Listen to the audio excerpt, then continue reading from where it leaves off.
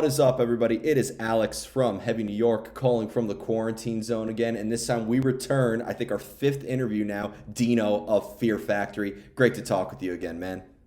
Fuck yeah, I'm so glad to be here talking to you. I'm over here in sunny California, just sipping tea and doing interviews. Yeah, it's great to talk to you again. It's too bad it's not at NAMM like we've always done it, but this will probably be I think we've done it in New York too, haven't we? I think we've No, done. no, we haven't. We've met in New York a couple of times, but Okay. yeah, the last I thought time. I thought we did one outside of one of the shows or something like that. No, Maybe actually, not. when I last saw you play at Gramercy Theater on the Demanufacture tour, I was still in college at that time. I wasn't even working at Press yet. Oh wow. Okay. Yeah, it's so weird to think that that's going to be 5 years ago soon.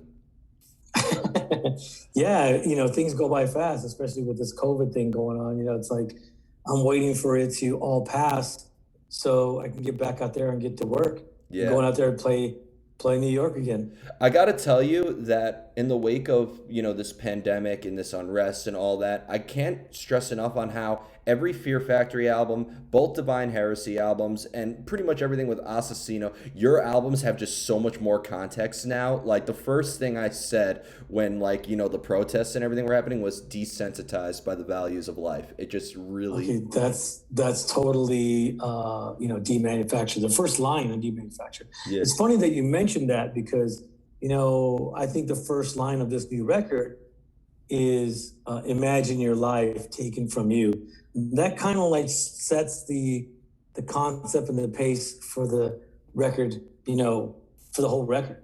The same effect that it had on Demanufacture album. That first line. Desensitized with the values of life. It's kind of like the same thing, going back going ahead 25 years, and releasing this record, or 26 years, releasing this record, and that first line that represents everything to come on that record.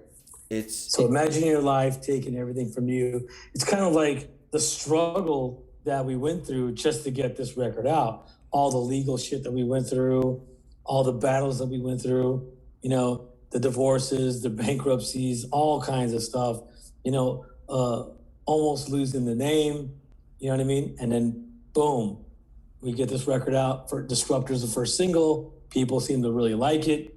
Yeah. Video was killer. You know what I mean? It explains why this album makes Mechanize look like Creed at this point. Like, it's just so... I think when I was first telling people about the record, I was saying it's a cross between Mechanize and Genexus. And I still feel that way because Mechanize had this intensity to it that, everybody said, oh, well, it sounds like Mechanize sounds like Divine Heresy and blah, blah, blah. It's like, it did have some Divine Heresy elements in it, don't get me wrong, because I was making Bringer of Plagues and Mechanize at the same time. Yeah. Right? And that's why I think this record kind of has a little bit of that element too, because we were gone for so long. You know what I mean?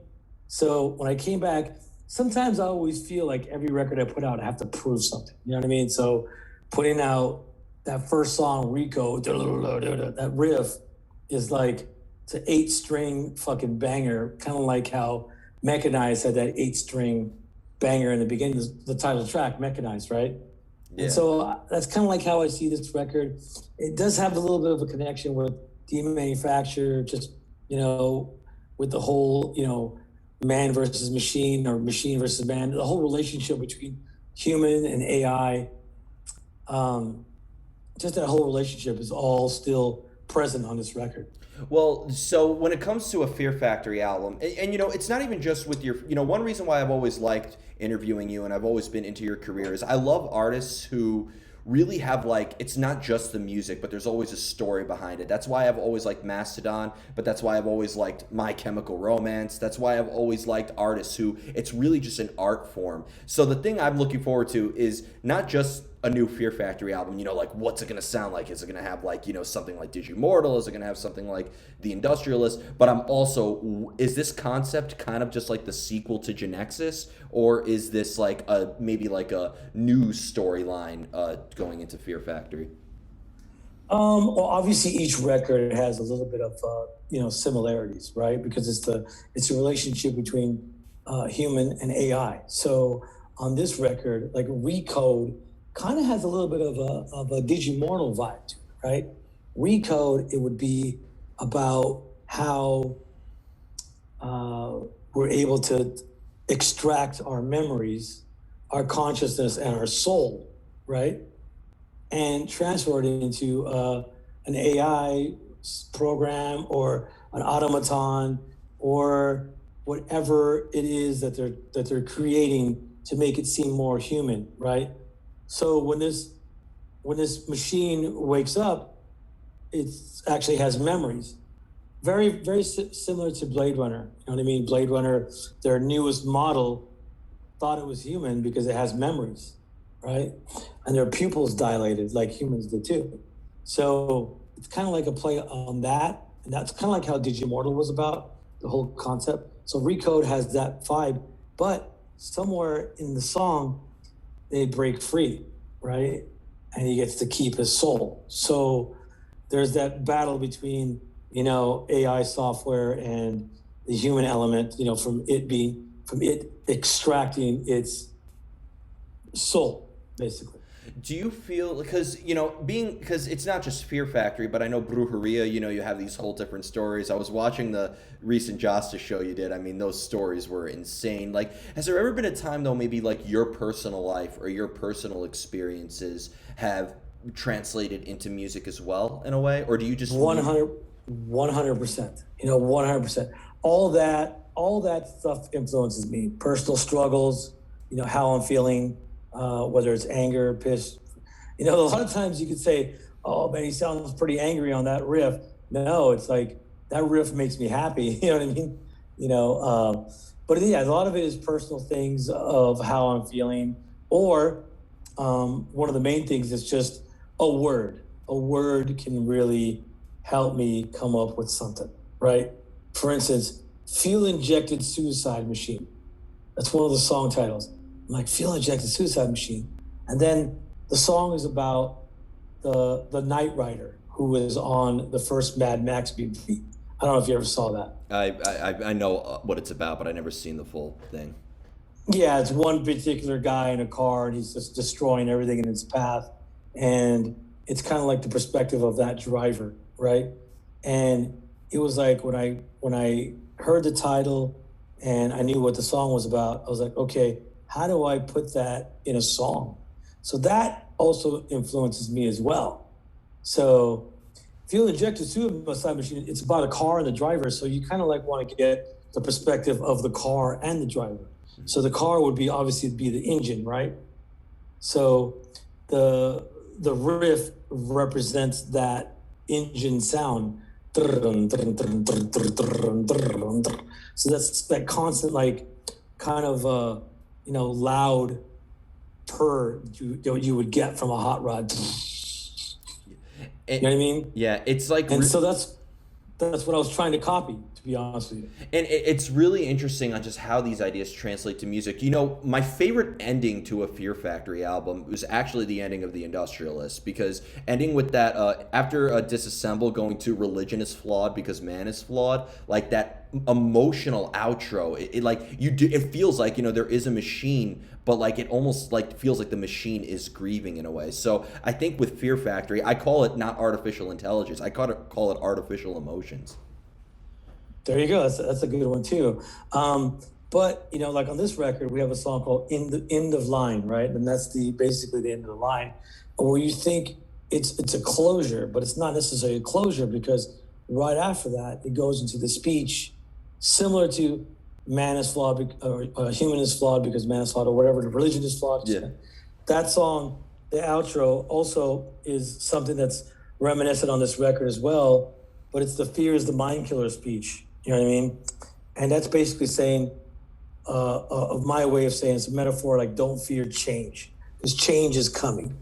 And that's definitely what's going to happen, because, obviously, Bell is out of the band, so I'm going to have to find a new singer. So that's kind of like me saying that change is coming, so don't fear change. Yeah. Because it's inevitable what's going to happen next. And that's a real fascinating way, because that's something I've always admired about, like, with like every artist, we all go through hardships, but I think your career is just the essence of keep on pushing and keep moving forward, and Well, it's yeah. impressive. My career is the main part of my life. You know what I mean? Because I'm doing what I love to do every day. You know, as I'm sitting here right now, there's guitars and amps beside me. You know what I mean? I can pick up a guitar right now and be like, it's everywhere. It's something that I love to do. But another thing is that, as you were saying, that there's more than just the music and the vocals and lyrics and blah blah blah. It's also the visuals as well. You know what I mean? Like you saw the visuals for Disruptor. Yeah. That's something we've been trying to do for a very long time, is to kind of make little small film clips that go along with the concept of the record, so you can visually see what's going on. You know what I mean? You can see what's going on through our mind, that when we first put the sound together, okay, what is it going to look like? And in that video, I believe that we captured on what it looks like, right?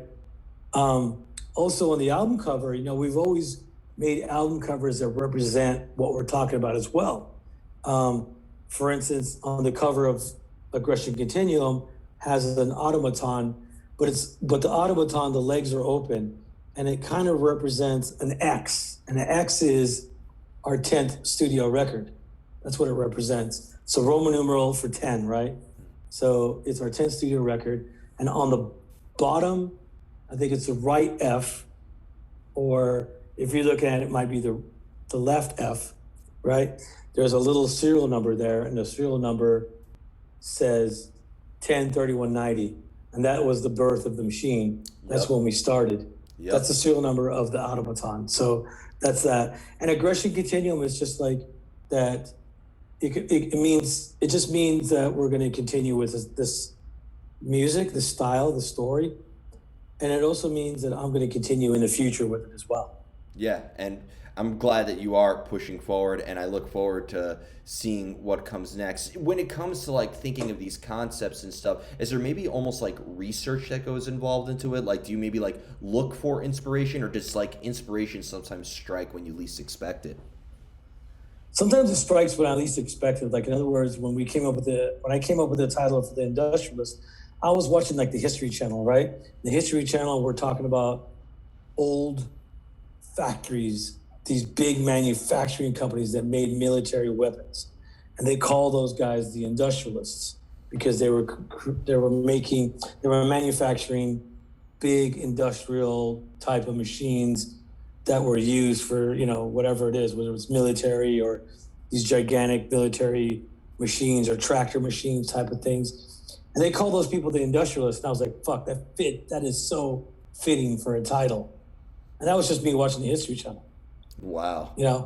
So the same way that we came up with the title Obsolete. Obsolete was an actual episode on the Twilight Zone about how man is becoming obsolete because the future is taking over. Right? Wow. It was an episode way back. It was like, that's probably like the late 60s, early 70s when that stuff came out. Way before my time. I was born in 93, man. Yeah. And so I was like, but I mean, we seen it years later, before the record Obsolete, we saw it. We're like, oh, obsolete, man is obsolete. Oh my God, that's it. That's going to be the new album cover title, the new album title and the concept. And so we've liked that, just that one little concept. And then obviously we go and explore and investigate, all the things that are becoming obsolete. You know what I mean? And so how we go ahead.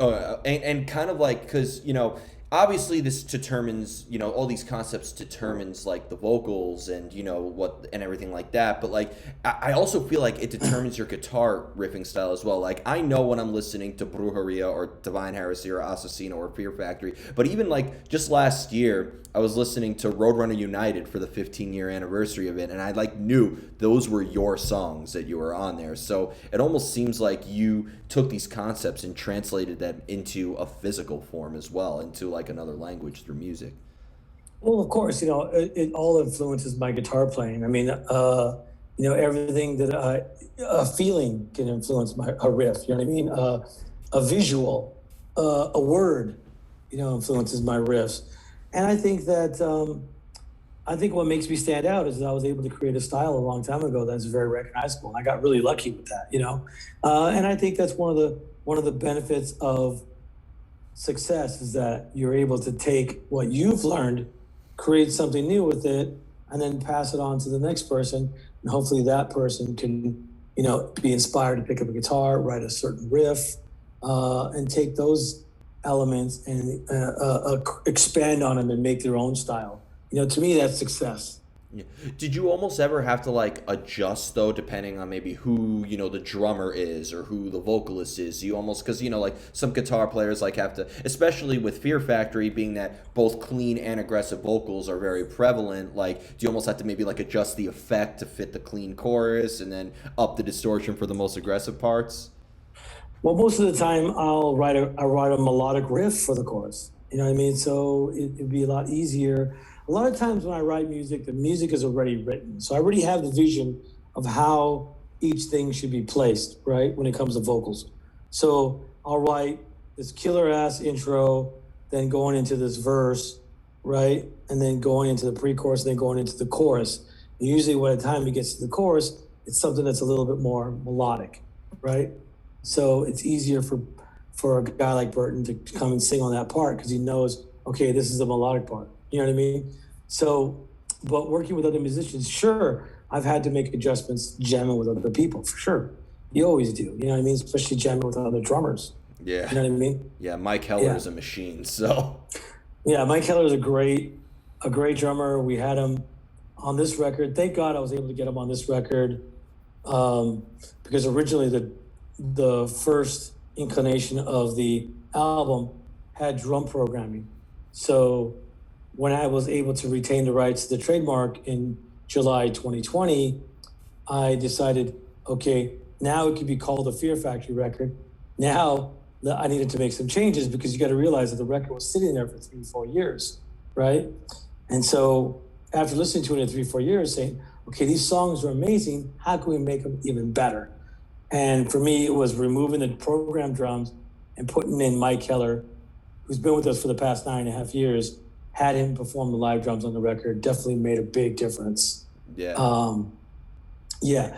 So, that and getting Reese Fulber to come do a couple of tracks and getting Andy Sneap to work on the record to mix the album and to get Damien Reynaud, who's been working with us since The Industrialist, since 2011.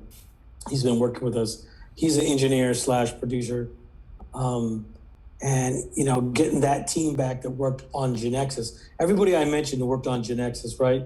And so getting that team back to create this new record and its new sound definitely was a big benefit. Hell yeah, it was. And it definitely continues in that vein. And another question I've always wanted to ask you is the first time I actually ever saw Fear Factory live was on the Coal Chamber tour that you did in 2015. And, again, having these Fear Factory concept albums, like when I listen to Demanufacture, it has to open up with Demanufacture and end with a Therapy for Pain. Like that has that narrative. But when you play a set list and you're bringing in, stuff from Demanufacture and Obsolete and Digimortal and combining a set list together, do you almost feel that maybe changes or alters the narrative in a way or maybe brings a new context to the material in a live setting? Yeah, in a live setting, it's very interesting to try to get these songs all together because you got to try to make something that flows well, right? So, but we try to go through eras. We'll do a block of demanufacture songs, like 3 or 4 songs. We'll do a block of of Obsolete songs. Then we'll do a couple of Soul Vending Machine songs. So just making this set list flow. It can be very challenging when you have records that are so, vastly different from each other. Yeah. But I think we do a good job of that. I mean, you saw us play live. I mean, you saw the songs that we pick. There's some other songs that I wish we could throw in there, but then we would be doing sets for over 2 hours long. Well, I wouldn't have a problem with that. But I know. yeah. But when it comes to playing live though, do you channel a similar energy into your live presence as you do when you're songwriting, or do you consider songwriting and just playing with people a completely separate art altogether? Well, as far as like, what we try to convey live, as far as like we try to bring as much of an element, album element, to our live performance. You know what I mean? Um, we don't use guitar cabinets on stage. We don't have a traditional setup, I guess you would say. We do have the computer that sends all the keyboards to front of house. We have a computer that runs the show basically, right? So we can have all the keyboards that are on the record out there live. We have all the drum samples that we're using on record live. My guitar tone, everything that I record, I capture it in a thing called a Kemper profiling amp. So my tones that I use on the record are the exact tones that are coming out live. So we try to capture that album element and put it into the live sound as well, right? Yeah. We try to get as close as we possibly can. Yeah. Right. But obviously, it depends on where you're playing. The room is going to be different. You know what I mean? So it depends on the sound guy of how he does it. We have a great sound guy named John Wedge Brennan. He does great sound for us live, and he's very familiar with the band. He's been with us for a very, very long time, and he's known us for 30 years, since the beginning of our career. And he, I think, translates our sound live really good. So yeah, the album definitely influences how to represent it live for sure. And what's fascinating is like going back to like these different songs. Do you almost feel like a listener will get the best idea of Fear Factory if they were to listen to your albums chronologically? Like, do you almost look at your albums like Lord of the Rings? Like, in order to fully understand Aggression Continuum, the new album, I should go back and listen to Genexus and then listen to The Industrialist before that and listen to Mechanized before that? Well, I think that every record still has its own thing, right? And there are a lot of people who discover us later. There's a guy who discovered us on Mechanized, but then he has to go back and listen to everything else and see where it all started. You know what I mean? Yeah. Go back to 1992 when our first record came out. You know what I mean? So I think some of those people kind of enjoy that when they go back. So like, holy fuck, this shit's intense. Yeah. I like it when people discover it that way. And do you think Aggression Continuum, because in addition to like, having, Mike Heller play drums on it and, bringing in the team from Genexus, you also brought the Ormsby guitar out for this one as well. And so, I'd imagine there was a lot of new tricks and twists. Artists never stop learning, but more doors have opened up for Fear Factory in the future, right? Well, yeah, definitely. I think that the main door that's going to open up for us is, getting a new singer, somebody who has something maybe different or the same.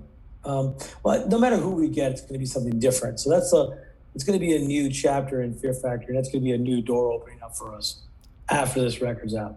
Yeah, and I think I'm excited to see what they bring for future songs and how they execute the previous songs as well. I'm very open to seeing it, as long as if you're bringing in the riffs that we need. Yeah, come on. Well, I'm going to be bringing the riffs. You know that. Yeah. So it's all the musical elements that make Fear Factory are still going to be there. You know what I mean? Yeah. We just have to find somebody who's going to be able to carry tradition for the last 30 years. And I'm looking forward to it. And even if it's not carrying the tradition, I like new eras as well. Like, I love, Killswitch Engage is one of my favorite bands. I love Howard era. I love Jesse era. They do sound different from each other, but it still continues in the vein of Killswitch. So yeah, they're both those singers were amazing in their own way. They both represented the band great. Yeah, absolutely. And Jesse still does. Yeah, 100%. And the final question I wanted to ask you, if you don't mind, because it's kind of a departure from the Fear Factory stuff, but I mentioned it a little bit before, but last year was the 15-year anniversary of Roadrunner United. Now, if I could go back, like if I had a time machine, I really despise being born in 1993, let me tell you. But like if I could go back to any concert, it would be that Roadrunner United concert. I consider that to be the greatest compilation album in metal ever. And that was pretty much the brainchild of both you, Rob Flynn, Matt Hafey, and Joey Jordison, right? So, like, can you just tell me any memory of the making of that compilation album, just for old time's sake? One of my favorite memories is Monty Connor called me up tell me about this idea. And so I was like, I think we were the very first ones he called up. And I think I was the first one to react. And I called up Roy Mayorga. I said, Roy Mayorga, get those drums out of that closet. Let's get to jamming and start writing music. And so we did. And it started to connect right away. We just had a connection right away. And we're like, Monty's like, well, I'm going to give you a list of musicians to go pick to be in your all-star band. And I was like, dude, right away, Andreas Kisser, Paul from Slipknot, Paul Gray, you know what I mean? Those two dudes were probably the first two that I called besides Roy, you know? And that was kind of, to me, that was kind of like the core band, the core music. It was me, Roy, Andreas, and Paul Gray. And just the camaraderie that we had between all four of us, writing those songs and getting that stuff down, was nothing I'll ever, well, hopefully something I'll experience again. But, you know, I really love that moment. Well, you and Monty are at a Nuclear Blast now, so maybe you could make it happen. I mean, there's a lot of you could do something with Soilwork, do something with Flesh God Apocalypse, do something with some of the newcomers. Flesh God Apocalypse would be just all brutal fast. Oh my God, that live show is like that. They need to make a Broadway musical of Flesh God Apocalypse. That needs to happen. Like it is, it is insane. All right. Yeah. All right, Alex, I need to go because the next interview is starting. We're 2 minutes over already. Yeah, no worries. But thank you very much. Hey, always a pleasure to talk to you. I'm sure this is not going to be the last. I'm sure we're going to be doing something else coming up really soon. I know where to find you when NAMM returns. Exactly. Thank you so much, Dino. I'll talk to you later. Later. Thank you. Everybody, Dino of Fear Factory, Aggression Continuum, coming out this summer. Be sure to pick it up then. This is Alex from Heavy New York.